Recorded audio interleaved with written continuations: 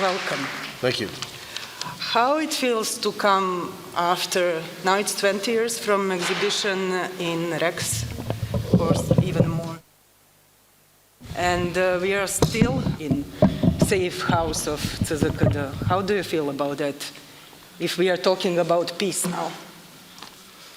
It's disappointing. I think it's a small symbol, but yet important one of a lack of progress, of understanding, accepting, and determining what the history is. I think this is an issue that is not only here in Serbia, but I think you can say the same for Kosovo, Bosnia, and Croatia. What exactly happened during the breakup of Yugoslavia? And until there's a determined and accepted historical acceptance, it's going to be very difficult, I think, to move forward. I think it's very difficult for a country to tell their own story when all of a sudden you come to a period of time when either you don't teach anything to your children, or it's so different than what their neighbors are learning that it's almost impossible to reconcile the differences. Yeah, I started from the end because I felt when I was invited to talk with you that is actually a very good opportunity to reflect on what I think most of us feel about 30 years of activism and where we are now. But let's go back to history. And it's not hard to find data of how you started and that your first assignment to Panama was very successful. But how you decided to be a photographer at the first place and then to become war photographer? Oh, it's very simple. I went to university, had no idea what I wanted to grow up and be. All I knew was I wanted a job that would not have me in an office. So I thought photographer was one that meant I could travel. I had no nobility, no understanding of journalism, no understanding of photography. It was completely like, if I'm going to spend the rest of my life doing something, let's do it outside of fluorescent lights, elevators, and offices. But it was once I started to work as a journalist and understand the role that we play in communicating and participating along with you, the audience, in often helping make important decisions being made about our communities and beyond, then I started to understand that there was real value in this idea of contributing my small part as a visual journalist. When you went to Panama for the first time, you were very young, and I assume that you were not really into what's really going on. How you become attached to stories, and it is quite a big sacrifice to be always on the first line. How you deal with that? I'm not sure I look at it as a sacrifice. It's without question, it's a choice. I choose to go to these places. The people that are involved, that I'm documenting, it's often not their choice. So it's not something I look at the poor photographer sacrificing his or her time. I go there because I think that, one, the way that humanity has existed, the way that countries are created, the way that history is made is often during conflict. It's important that there's documentation of that, because often on the sidelines of a new country being born or dying are the innocent people whose voices need to be amplified. And it is our role as photographers, as journalists, to help their voices be heard. Excuse me, to help their voices be heard in order to hopefully make people's lives for the better. I have been so fortunate to witness history happening in front of me, and so privileged to show you, the world, my interpretation of that. I think it is, without question now, having done it for almost 40 years, it was just a very smart choice as a young photographer to do this. But I think also when the photographs succeed, it shows that there can be impact, but more often than not, the photographs fail and don't change anything. And so that is that motivation to keep going back, to keep going to place. For me to spend 4 or 5 months in Ukraine last year and be going back again soon, that there's a role that our work plays, but it's a role that it plays in connection with everybody in this room and beyond. You're preparing the movie about those two photographers, that one is Panama and the other is our Bielina. Could you tell us the story about Panama photography? Because there was immediate reaction from the President Bush, and how you felt about that. So we're currently, Lauren Walsh, my co-director, and I are currently finishing up a documentary called Biography of a Photo, where we're doing essentially a biography about two photographs, one from Panama in 1989, the other, the Bielina photograph, from 1992. And we're looking at basically the birth of each picture and their lives over the course of the last 30 or so years. The Panamanian photograph was an image taken in 1989 when the dictator of Panama held an election, lost the election, nullified the election, and then had his paramilitary groups go out and violently beat up the would-be winners. And I took a photograph of the vice president-elect of Panama, covered in blood, being beaten by one of the dictator's paramilitary supporters. The photograph was on the cover of Time and Newsweek and many other newspapers and magazines around the world shortly after it was taken, and had kind of a big impact, but nothing really actually happened. But 7 months later, after the photograph was taken, the United States invaded Panama. And then U.S. President George Bush, in his speech to the American people on why the invasion was taking place, used the photograph as one of the justifications for the invasion. It wasn't the only reason, but he gave it as one of the reasons, probably the first time a photograph has been used to justify a military action. And when I understood that, it wasn't whether I agreed with the invasion or not, but when I understood that, I started to understand the power of photography.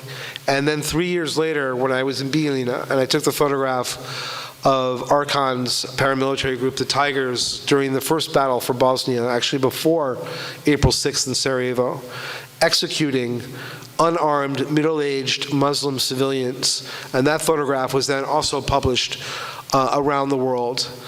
And there was no reaction whatsoever.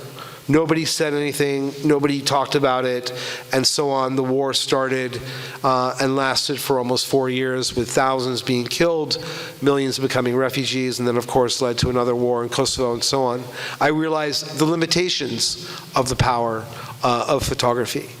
And eventually that photograph started to gain a life of its own, was used in The Hague to indict and convict people of war crimes, and as recently as December of last year, continues to be in the news as there's currently a war crimes investigation happening here in Serbia.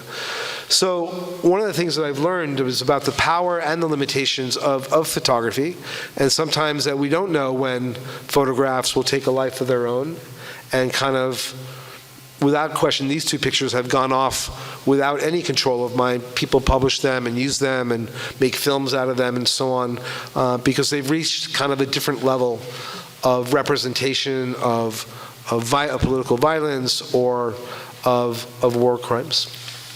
Did you know that Bielina photograph will be so important at the moment when you witnessed that?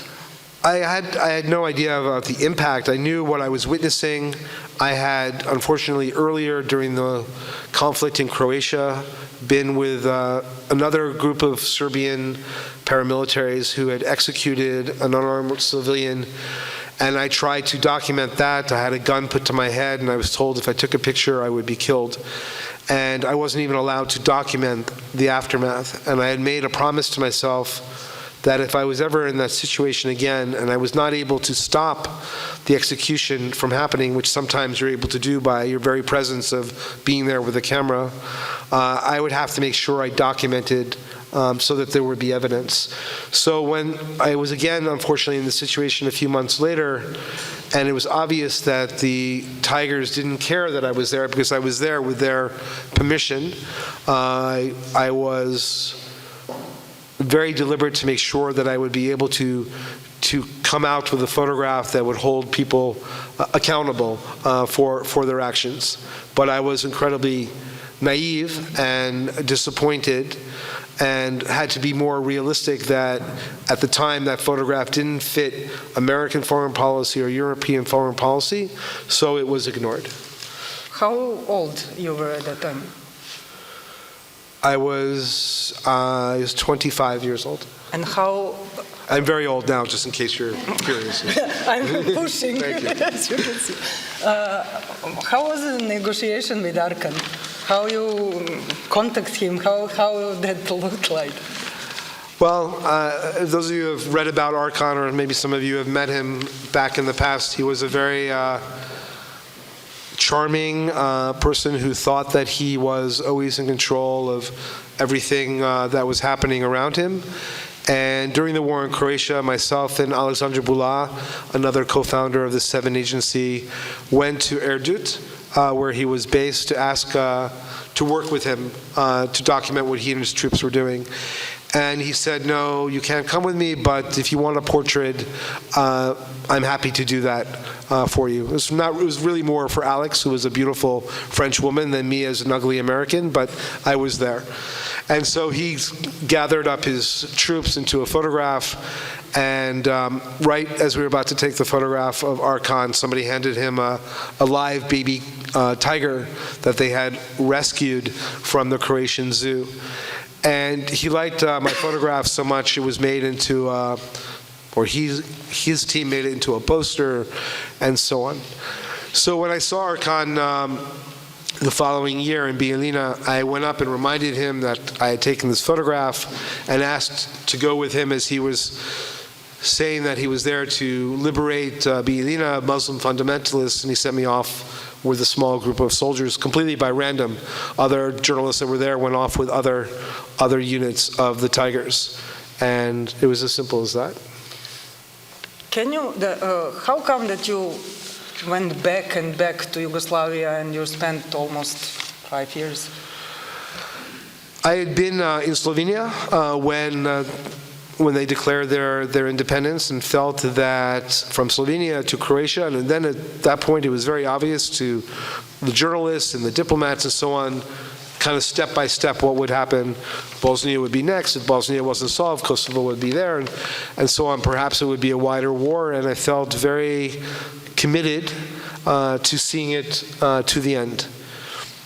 But certainly by the first year of Sarajevo, when many colleagues were starting to be wounded and killed, as well as, more importantly, the civilians around us, and nobody cared. It was very hard to actually get work, because it's still a business to some degree. I would have to pay my own way to go places.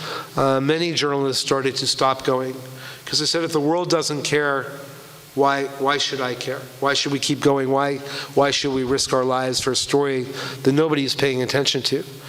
And so when it came time for me to make that choice, I had to start to understand what happens when the photograph fails in its initial attempt to galvanize opinion, world opinion, political opinion, to change things on the ground, which was pretty much what was happening with Bosnia, to some extent, even with the UN interaction. And I realized, going back to simple high school studies, that one of the things that when I learned about the Holocaust was when Churchill and Roosevelt were asked, why didn't you do anything about the Holocaust? Their refrain was simply, well, we didn't know. We didn't know that was happening. And so I thought that if the photograph and the journalism can't have impact immediately, it at least should hold people accountable for their inaction. No way should Bush, Clinton, John Major, Tony Blair, et cetera, Helmut Kohl, and so on, have the excuse to say, we didn't know. Here it is. We were reporting it every day, and as technology improved, reporting it at times like Christian Amanpour from CNN live on television. So you can't say you didn't know. Here it is. And that became essentially my mission statement, to be able to do that. And then as time went on, I also started to realize that eventually the work that I was doing with my colleagues would eventually, if not in the region, certainly in the world, start to supply educational materials and so on with ways to teach what was happening. So there are multiple levels of the value of photography, and I think as you look around you, this is another very good example, not only from this region, but from around the world. But we have, let's say, 2 points of view. On one hand, you visited after Bosnia 100 countries, you witnessed 3 Holocaust genocides. But on the other hand, we are sitting promoting book about the peace where everybody said that we failed. So what to do with that? What to teach children? What to say? How to give the hope to next generation? Because you said earlier that it looks like nothing really moved from that point. Only time passes. True, time passes, but time passes, in our lifetimes, it's a lifetime. But in the history of humanity, it's a blip. So, yes, maybe this generation, the next generation is not able to take advantage of what happened historically. But as many of you know, when you talk about history here in Serbia, or talk about history in Bosnia or history in Croatia, everybody brings up a different date, 1389, World War II, so on, that all represents their reasons for doing X, Y, and Z. But these are small little dates that hopefully, that at some point, generation after generation, that there will be impact. And you see still bits and pieces of improvement. Of course, things are not as they should be in this region, but of course the region also is not at war. So that's a small benefit, not great, but also not so horrible. And you would hope that at some point when the generations that led these various countries into war leave power, the ones that will replace them will hopefully be slightly different and hopefully better. You really believe in that? I do believe in it, but it's a matter of degrees. But matters of degrees are the difference between somebody having a great life and having a life of struggle. So when you think about how many opportunities we have with the work that we do to impact people's actual lives for the better, I think the role of journalism has the capacity to do that, to even improve things, even just a little bit, of strangers that we don't know. And I think that has value. Is it where I want it to be? No.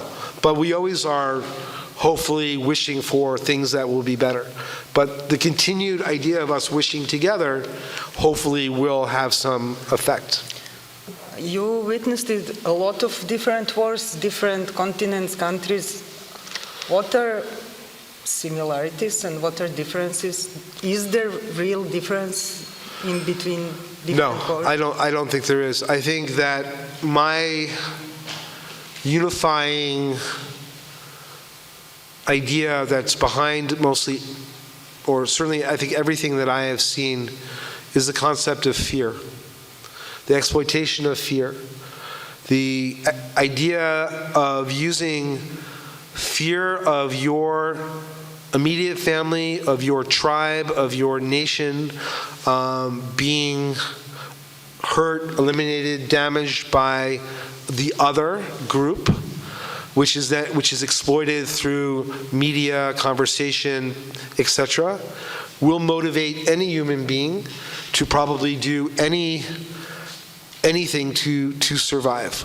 Not 100% every person, but I would say most people. When you look at Rwanda, when you look at Bosnia, and you look at other places, when you look at the rhetoric from the politicians, you look at the rhetoric from the media of the dehumanization of the other, that allows people to justify any action whatsoever. Genocide, ethnic cleansing, executions, children being killed. It doesn't matter. They're the other. They're not human. I need to protect my own.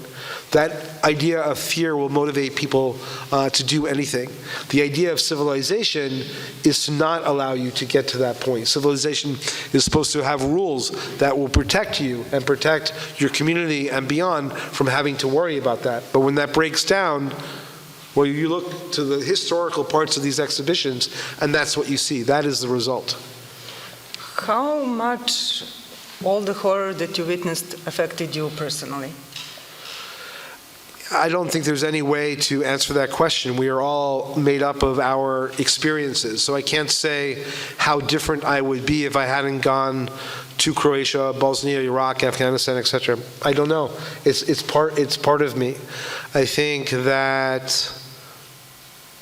No, honestly, I can't say. There's no way to even venture it. That's also one point in the book that is going through the book, as I felt, that all the people who are talking about it is that they were affected, like have post-trauma syndrome and things like that. That it's very hard not to be involved personally, not to be touched.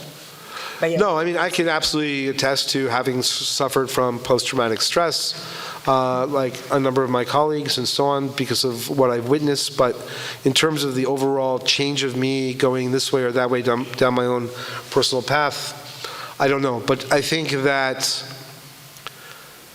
in order for my photography to have impact on you, I need to be impacted by what I'm seeing.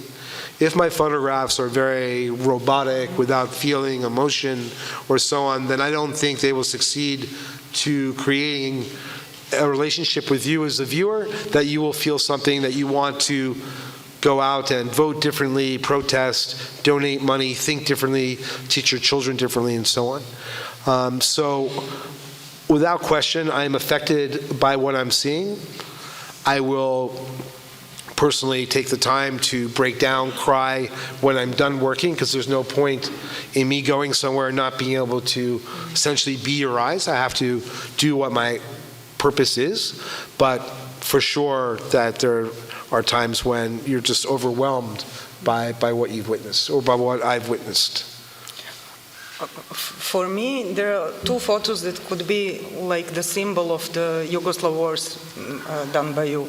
One is, of course, Bijeljina photo, but the other one is the one with raised faces. And it's even, for me, it's even more touching, the one without presence of people. Can you tell us more about that photo? I'm not sure. But it's in the book, for sure. Which is the poster, you'll see it outside. It's the picture of the family standing together with their faces scratched out. And I think that this photograph is my most powerful photograph from the former Yugoslavia, but actually represents pretty much all conflicts that I've done. So the story behind it is that there was a family, a Muslim family, living in a suburb of Sarajevo called Alija. When this war started, Sarajevo was split. The family fled. After Dayton, Sarajevo was reunified. They go back to their home. They go to their home. This is the Fako family. That's the name of the family. The windows are gone. The electrical wiring is gone. The furniture is gone. The piping is gone. It's a shell of a home. On the floor in the living room is this family photo taken of the family 30 years before at a waterfall park near their home.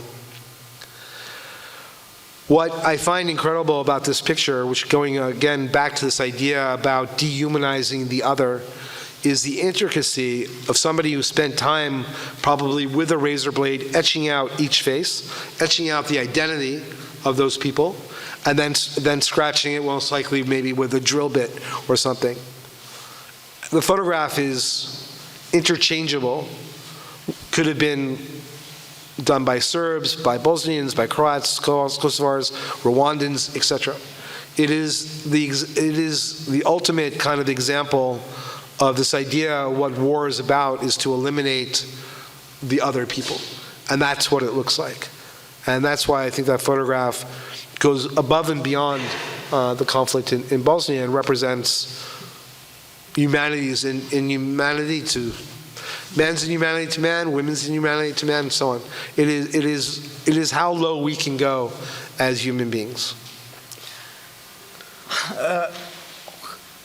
There is in a way, we are like dinosaurs talking about this media now, especially in a time where technology is so all over the place everywhere, and it's so easy to manipulate the photos.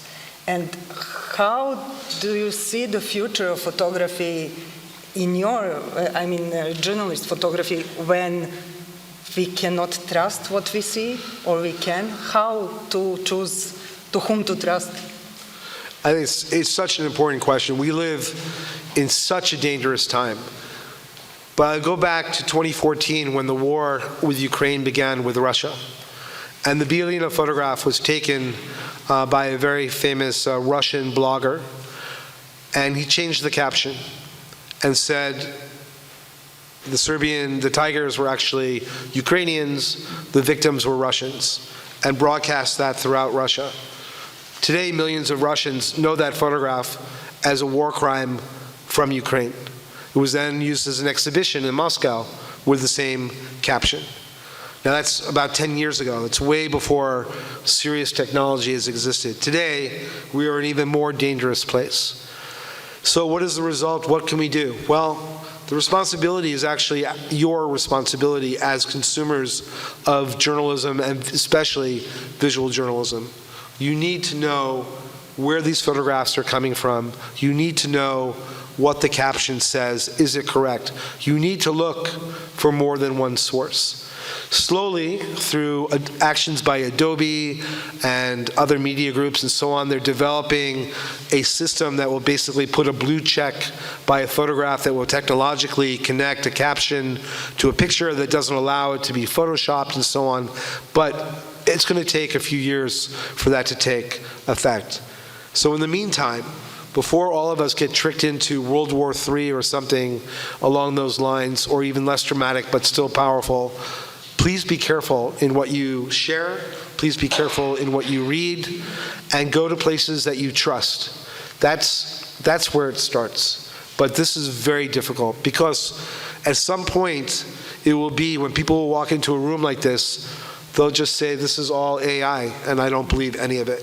And all of these stories, all of these people, all of their histories, everything will mean nothing, because nobody will believe them. What is next for you? Well, for me, I will probably return to Ukraine to continue my work there and to finish the film biography of a photo. And how do you what do you think? What kind of education should we provide for younger generation in this department of photography? How to prepare them for? What would be your advice? Well, I think that people have been saying since I started that photojournalism was dead, that nobody cares about photography. But I think today, actually, it's the complete opposite. All of you in this room are photographers. You're all publishing, whether to Instagram, to your family, to Facebook, Snapchat, etc.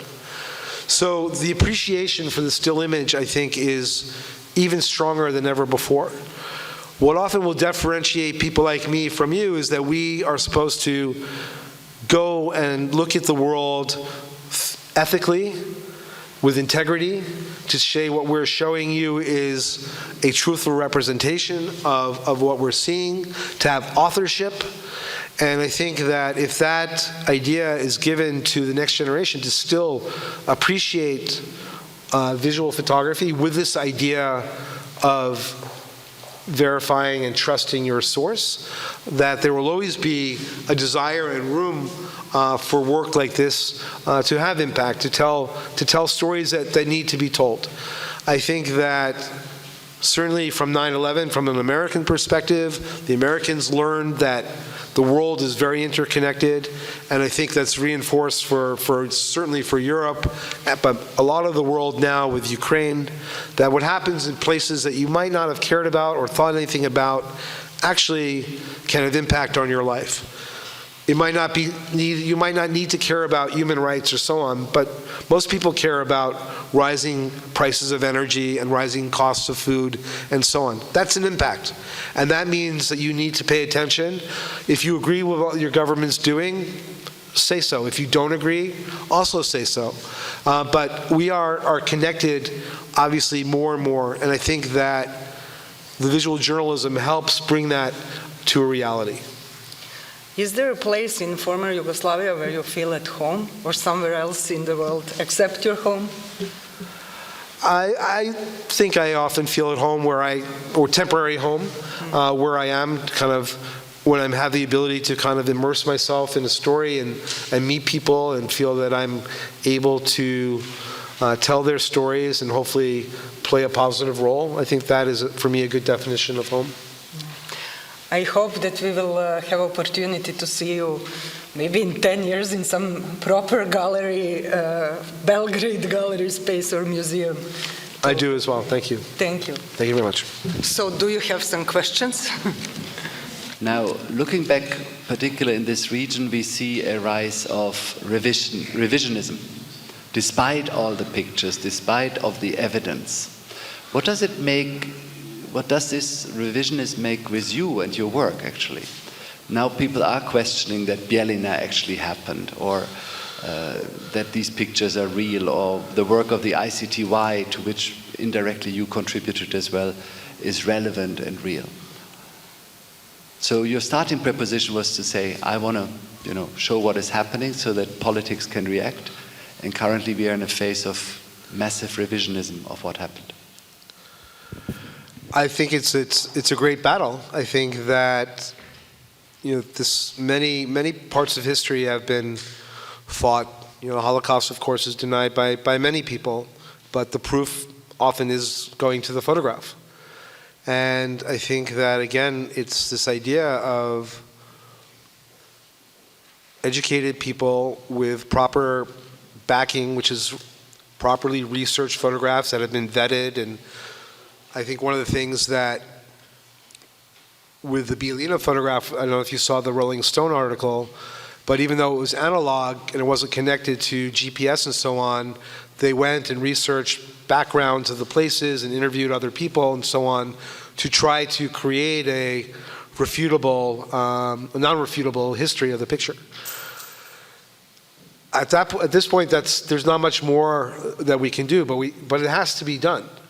But there are also going to be times when there are photographs that are not true, that need to also be shown to light and dismissed. And again, it's a group effort. But if everybody just kind of accepts the loudest voice in the room, it's going to be a problem, a very big problem. You talk a lot about the power versus the limitation of a photo. I'm curious, have you seen that evolve or change over the years? Like, do you find that your work now has more weight given the way we view media, or less? And is that motivating or discouraging, or how have you seen power versus limitation change? I think the idea of the power of photography still, in this sort of more quote-unquote digital age, still remains very powerful. I think it's very easy, and I think the ambassador could probably speak to this more, but if you remember the photograph of the Kurdish child on the beach and the reaction from the German government, that's pretty incredible reaction from a photograph. Now, I'm not saying the German government's reaction was based just on that photograph, just like the US reaction to my picture was not just based on the photograph, but it plays a role. And photography cannot stop a war, photography cannot start a war, but it can play a role, a very important role in the communication. And I think that's worthwhile. And I think that we will see more and more, given that photographs now can become viral, which means immediately reaching millions upon millions of people. But for a photograph to have a life longer than a minute, 2 minutes, or so on, is important. And when it does that, then it really can start to change things. It's difficult for things to reach that level, given, I think if many of you probably don't know, that last year there were over 1 trillion photographs taken. So when your photographs rise above the pictures of your lunches and your cats and your friends and so on, rise above that kind of familial noise into a sphere where it's starting to have impact, then the potential is incredible. I'm Ross Conroy from the American Embassy, and thank you for being here, and thank you to everyone involved in bringing this exhibition to Belgrade. My question is, you mentioned the importance of ethics in journalism and photojournalism in particular, and I'm curious, in such difficult circumstances in which people can be almost seemingly stripped of agency, how do you navigate this complicated question of consent to be photographed and consent to share stories? I'm sure it's something that you think about a lot, so I'm curious kind of how you navigate that in these difficult situations. Thank you. It's very important. I think the education that's needed for young visual journalists is incredibly important, because many people, young photographers, have made very serious ethical mistakes because they haven't had the ability to go to school, to be trained. It's one of the reasons why the Seven Foundation is now training, especially here in the Balkans, but around the world. Our mission statement is to train majority world and underrepresented photographers of G20 countries for free. And we've trained over 1,000 people in the last year, is to teach them how to navigate these particular situations. And it's almost a situation by situation. Many times, certainly in a number of the photographs that you see on the wall, things are happening, people's lives are in danger and so on. The photographer, most people don't even see the photographer. They have much more important things to deal with. But many times when there is an interaction, at least for myself, between myself and a subject, people understand the importance of the camera, especially now that they're also documenting things for themselves. But they understand the importance of their story being told. So I would say, for instance, in Ukraine last year, if you remember, there was a bridge that was broken, and thousands of people were coming across this bridge, were being ethnically cleansed. And myself and my colleagues every day would be documenting them coming through. Maybe I would say one person out of 1,000 that I photographed said, please, no pictures. And as soon as they put their hand up, you walk away. But everybody else understood not only what was happening to them, but the greater picture that the world needed to know what was going on. And that we, the people with the cameras, as well as themselves, now they're participating in their own documentation, were incredibly important to ensure that not only their own government, but governments around the world were paying attention. So it's this combination of teaching this integrity, not to interfere, not to set things up, to photograph things as truly as you're seeing them, and then represent that to you as, this is what I saw. You know somebody's behind the camera. So photography is not subjective. Sorry, photography is not objective, it's subjective. You're witnessing my interpretation, but you have to trust me that that's what I'm showing you, that as soon as I put the camera down, the woman who was crying doesn't start laughing and going, thanks very much, and walks away, right? It has to be a real situation. But without this education, if more and more photographers make that mistake, not understanding how things work, we will break our trust with the audience. And then again, we'll be in a point where you're not going to believe the work that you see.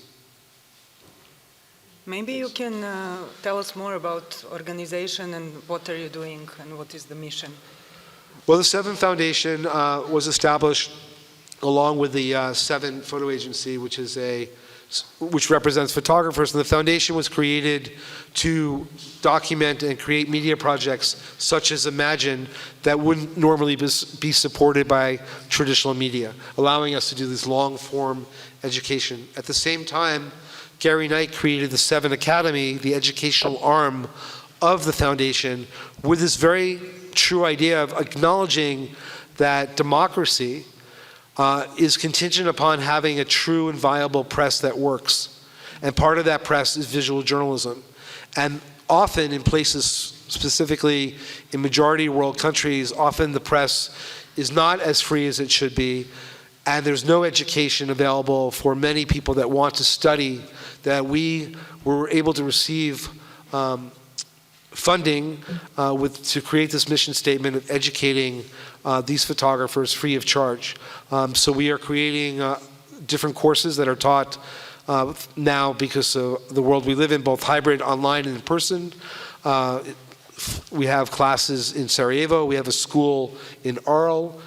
We have partnerships with the U.S. Embassy here in Serbia and in Bosnia. We work with the New Zealand government to teach the islanders, who often are not taught anything at all about journalism. We taught a workshop last year in 9 different languages, including Kurdish and Arabic. So we have our own mission to try to make sure, as people like myself and Zia get too old, to go out there, that there has to be the next generation of photographers to take our place. So education is the key. Absolutely, absolutely. Thank you. That would have been easier to just say that. Do we have more questions?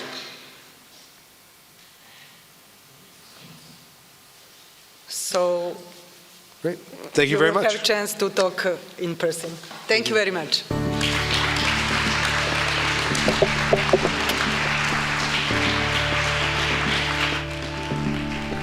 Thank you very much, Mia and Ron. Thanks to all of you for your contributions. Now you're invited for a reception. Take your time for photos, but also stay with us with some snacks and drinks outside. And the exhibition now is open until April 5th from 11 a.m. to 6 p.m. And there will be also guided tours on Saturdays on the 25th and the 1st of April at noon. So forward this information, and again, have a nice evening. Thank you.